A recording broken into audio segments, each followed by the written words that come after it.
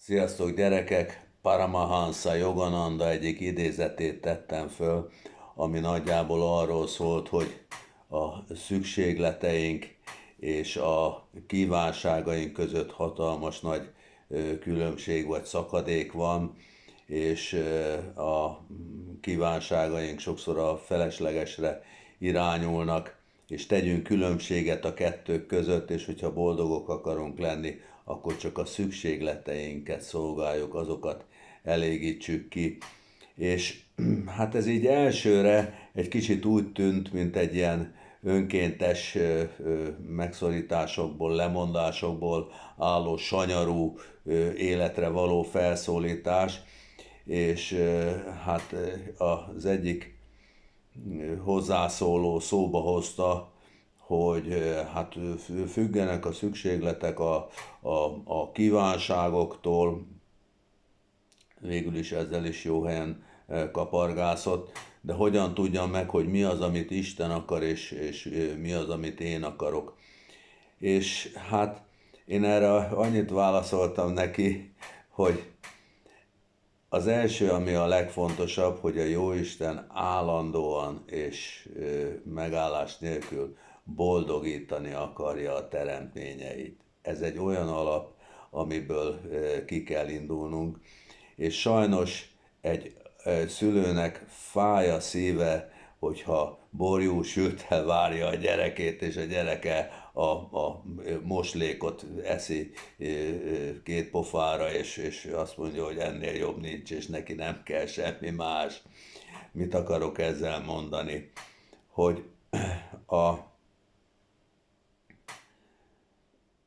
szükségletek és a kívánságok közötti szakadék csak az egyik probléma. A másik, hogy a kívánságaink a legnagyobb részt anyagiakra irányulnak.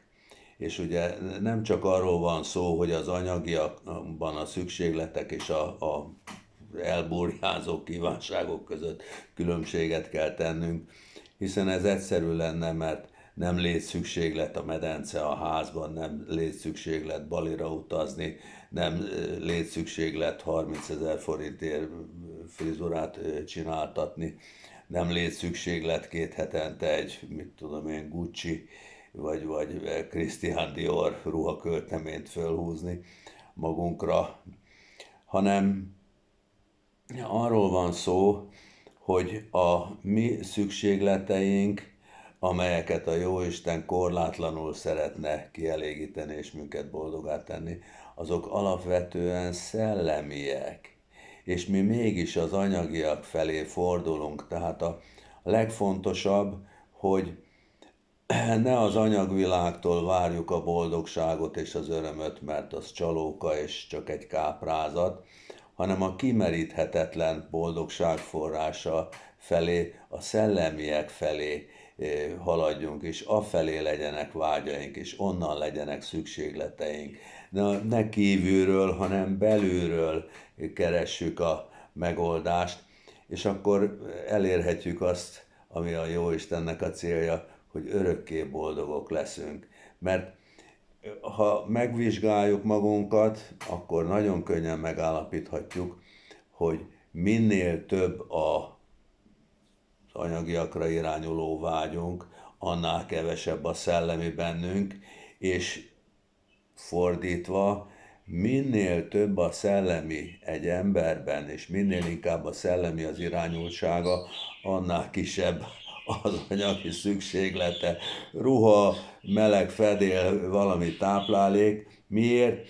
Mert sokkal többet talál meg a szellemi világában. Ott sokkal magasabb szintű boldogságot, boldogság feletti állapotot érhet el. Ezt kívánom nektek, gyerekek, és minden jót, sziasztok!